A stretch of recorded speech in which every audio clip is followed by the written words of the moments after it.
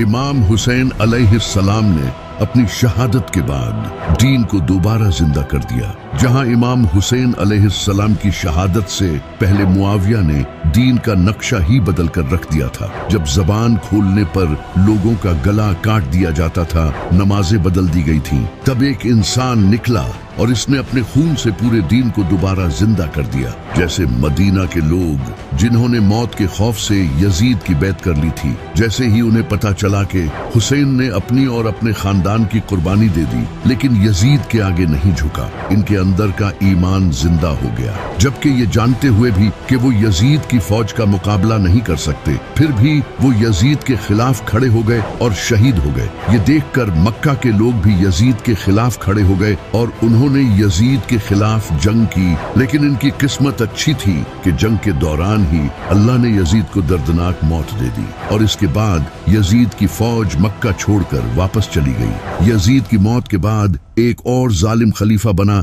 जिसका नाम मरवान था। जब इमाम हुसैन अलैहिस्सलाम की शहादत की खबर मुसलमानों में फैली तो काफी मुसलमानों ने यजीद की बैत तोड़ दी और मुसलमान यजीद के इमाम हुसैन पर किए गए जुल्म का बदला लेना चाहते थे। जैसा कि इमाम हुसैन अलैहिस्सलाम की शहादत से पहले जब कूफा के लोगों ने इमाम हुसैन अलैहिस्सलाम को खत भेजे और उन्हें कहा कि वो कूफा आए ताकि वो मिलकर यजीद के खिलाफ खड़े हो सके। जब यजीद को पता चला कि कूफा के लोगों ने इमाम हुसैन अलैहिस्सलाम को खत भेजकर कूफा बुलाया है तो यजीद ने उबैदुल्लाह बिन ज़ियाद को कूफा भेज दिया। उबैदुल्लाह बिन ज़ियाद इमाम हुसैन की तरह कपड़े पहनकर और अपने मुंह पर कपड़ा लिपेटकर कूफा में एंटर हुआ। जब कूफा के लोगों ने इसे देखा तो उन्हें लगा कि इमाम हुसैन अलैहिस्सलाम आए हैं और इस तरह Ubaidullah bin Ziyad governor house में एंटर हो गया और गद्दी पर बैठ गया और फिर इसने अपनी असलियत जाहिर कर दी। लोग ये देखकर हैरान हो गए। उबैदुल्लाह बिन ज़ियाद ने लोगों से कहा कि मेरा साथ दो वरना इसका अंजाम बहुत बुरा होगा। इसने लोगों को जेलों में डलवा दिया और उन्हें टॉर्चर किया और जो भी इसके खिलाफ खड़ा हुआ उसे कत्ल कर दिया। जब कूफा के लोगों ने इमाम हुसैन अलैहिस्सलाम को खत भेजे तो इमाम हुसैन अलैहिस्सलाम ने मुस्लिम बिन अकील को कूफा का जायजा लेने के लिए भेजा। जब मुस्लिम बिन अकील कूफा पहुंचे तो कूफा के हजारों लोगों ने मुस्लिम बिन अकील के जरिए इमाम हुसैन अलैहिस्सलाम की बैत की। जब उबैदुल्लाह बिन ज़ियाद को इसका पता चला तो उसने इन कबीले के सरदारों को धमकी दी जिन्होंने मुस्लिम बिन अकील की बैत की थी। जब शहर में खौफ फैल गया तो बहुत से मुसलमानों ने मुस्लिम बिन अकील की बैत तोड़ दी। मुस्लिम बिन अकील ने जब ये देखा तो वो अंडरग्राउंड हो गए लेकिन उन्हें उबैदुल्लाह बिन ज़ियाद के हवाले कर दिया। उबैदुल्लाह बिन ज़ियाद ने इन्हें बुरी तरह शहीद किया लेकिन मुस्लिम बिन अकील ने अपनी शहादत से पहले ये सब बताने के लिए एक खत इमाम हुसैन अलैहिस्सलाम को भेज दिया था। लेकिन जब तक ये खत पहुंचा तब तक इमाम हुसैन अलैहिस्सलाम को यजीदी लश्कर ने करबला में घेर लिया था। कूफा के लोग खौफ का शिकार हो चुके थे, इसलिए उन्होंने इमाम हुसैन अलैहिस्सलाम को अकेला छोड़ दिया। लेकिन इमाम हुसैन अलैहिस्सलाम की शहादत के बाद कूफा के लोगों को इसका बहुत बड़ा सदमा लगा। वो खुद को इमाम हुसैन अलैहिस्सलाम की शहादत का कसूरवार ठहराने लगे। कूफा से हजरत सुलेमान बिन सुर्द जो कि नबी सल्लल्लाहु अलैहि वसल्लम के सहाबी थे और उन्होंने इमाम अली अलैहिस्सलाम का भी साथ दिया था, उन्होंने कूफा के दूसरे बड़े लीडर्स के साथ मिलकर एक फोर्स बनाना शुरू कर दी जिसे तवाबून कहा जाता है। इनका मकसद इमाम हुसैन अलैहिस्सलाम की शहादत का बदला लेना था और इस तरह इन लोगों ने इमाम हुसैन अलैहिस्सलाम को शहीद करने वाले फौजियों और कमांडर्स को कत्ल करना शुरू कर दिया। ये नबी सल्लल्लाहु अलैहि वसल्लम के बनाए हुए उसूलों पर हुकूमत बनाना चाहते थे जो कि इमाम हुसैन अलैहिस्सलाम करने निकले थे। इसके बाद ये लोग कूफा के नजदीक नखेला नामी एक जगह पर जमा होने लगे लेकिन इनकी तादाद कम थी। इनकी टोटल तादाद 4 से 5 हजार थी।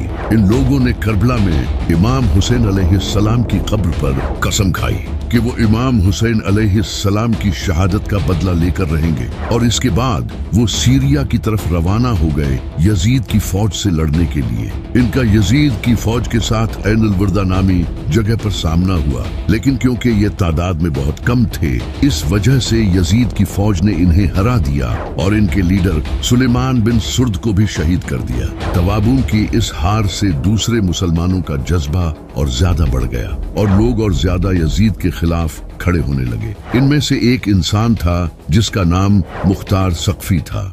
मुख्तार सक़फ़ी अहले बैत का बहुत बड़ा सपोर्टर था। इसने इमाम अली और इमाम हसन अलैहिस्सलाम के दौरे खिलाफत में इनका साथ दिया था, लेकिन बदकिस्मती से वो इमाम हुसैन अलैहिस्सलाम का साथ नहीं दे सका, क्योंकि उस वक्त उबैदुल्लाह बिन ज़ियाद ने इसे यजीद के ऑर्डर पर जेल में डाल दिया था। लेकिन यजीद की मौत के बाद इसे जेल से रिहा कर दिया गया। इसके बाद मुख्तार सक़फ़ी ने इमाम हुसैन अलैहिस्सलाम के खून का बदला लेने के लिए अपनी फौज तैयार करना शुरू कर दी।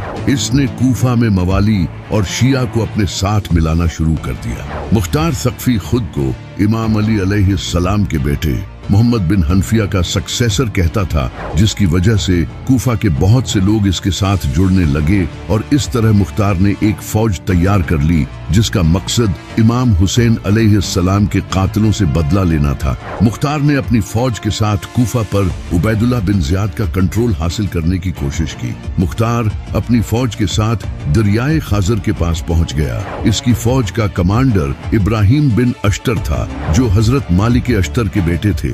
मालिक अश्तर इमाम अली अलैहिस्सलाम के बहुत करीबी साथी और कमांडर थे।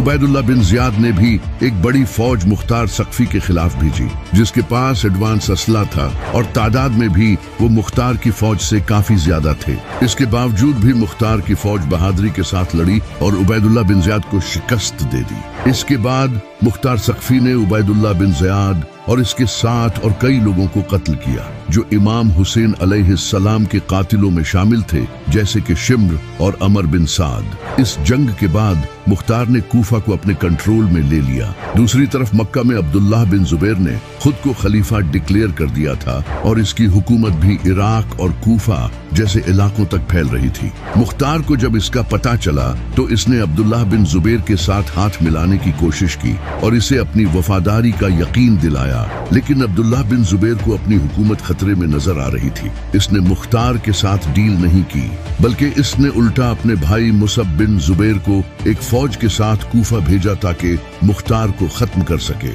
इसके बाद मुख्तार और मुसब की फौज के दरमियान जंग हुई और बदकिस्मती से मुख्तार ये जंग हार गया और शहीद हो गया। इस जंग में मुख्तार के बहुत से साथी भी मारे गए और इस तरह मुख्तार की लीडरशिप का एंड हो गया।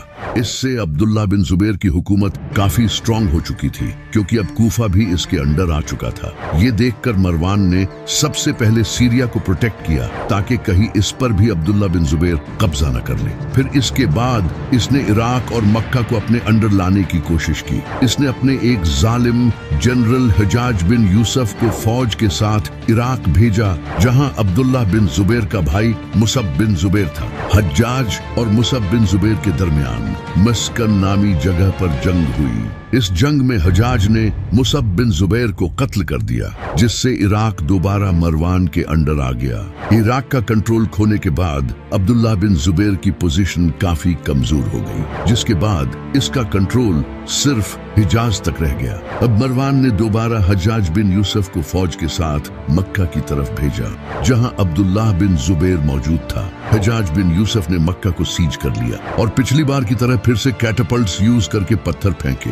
इन पत्थरों में से एक पत्थर जाकर काबा को लगा, जिससे काबा को नुकसान पहुंचा। लेकिन अब्दुल्लाह बिन ज़ुबैर ने फिर भी हथियार नहीं डाले। कई महीनों तक मक्का को सीज करने के बाद अब्दुल्लाह बिन ज़ुबैर के साथ सिर्फ कुछ लोग ही रह गए। आखिरकार अब्दुल्लाह बिन ज़ुबैर काबा में छुप गया, जहां उसे कत्ल कर दिया गया। अब्दुल्लाह बिन ज़ुबैर की मौत के बाद मक्का फिर से इस जालिम मरवान के कंट्रोल में आ गया। इमाम हुसैन अलैहिस्सलाम शहीद न होते तो मुसलमान कभी भी यजीद के खिलाफ खड़े न होते। जैसा कि इमाम हुसैन अलैहिस्सलाम की शहादत से पहले कोई भी यजीद के खिलाफ नहीं खड़ा हुआ। इमाम हुसैन अलैहिस्सलाम ने अपनी शहादत के जरिए वो कर दिखाया जो लोग जिंदा रहकर भी नहीं कर सके। आज तक दुनिया में जितने भी बड़े बादशाह आए, जैसा कि Alexander the Great, Genghis Khan और रिमेसीज, इन सब में एक बात कॉमन थी। जैसे ही इनकी मौत हुई, इनकी सल्तनत खत्म हो गई। इनकी मौत ही उनकी हार थी। लेकिन हुसैन दुनिया का वाहिद ऐसा इंसान है जिसकी मौत उसकी जीत थी। दुनिया में कितने बादशाह आए और गए जिनके पास दौलत, शोहरत और ताकत थी, लेकिन आज उन्हें कोई याद नहीं करता। लेकिन वही एक ऐसा इंसान जो सादा कपड़े पहनता था, जिसके पास कोई दौलत नहीं थी, अकेला निकला और आज करोड़ों लोगों के दिलों में जिंदा हो गया। इसे कहते हैं शहादत। यही वजह है कि आज दुनिया के डिफरेंट रिलीजन्स के लोग भी इमाम हुसैन की तारीफ करते हैं। जैसा कि महात्मा गांधी, जिनका कहना था कि मेरा अकीदा है कि इस्लाम तलवार से नहीं बल्कि हुसैन की अजीम कुर्बानी से फैला है। मैंने हुसैन से सीखा कि मजलूम होकर जीत कैसे हासिल की जाती है। अगर हिंदुस्तान एक कामयाब मुल्क बनना चाहता है तो इसे इमाम हुसैन अलैहिस्सलाम के तरीकों पर चलना चाहिए। अगर मेरे पास हुसैन के 72 सिपाहियों जैसी फौज होती तो मैं 24 घंटों में हिंदुस्तान को आजाद करवा लेता। पंडित जवाहरलाल नेहरू, जो कि भारत के पहले प्राइम मिनिस्टर थे, इनका कहना था कि इमाम हुसैन की कुर्बानी